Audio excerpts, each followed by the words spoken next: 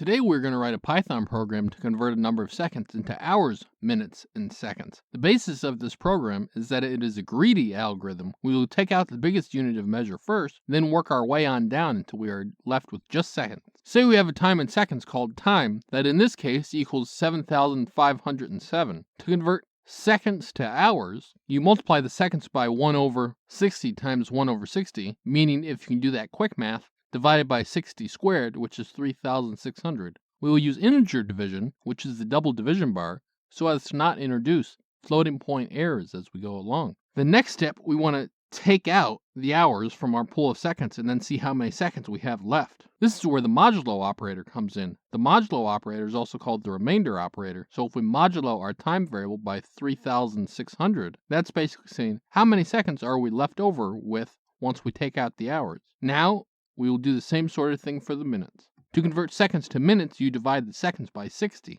Again, integer division, so we don't introduce any floating point errors. Now, we want to do the taking out step again. So, we modulo our time variable by 60, and that gives us our leftover seconds after we've taken out the minutes. If you'll notice, though, the minutes were the last unit left. So we can just call the result of this last calculation seconds. Then we have our three numbers we were looking for. Finally, we can just print out hours, minutes, and seconds.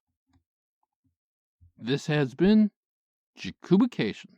Like and subscribe to learn more.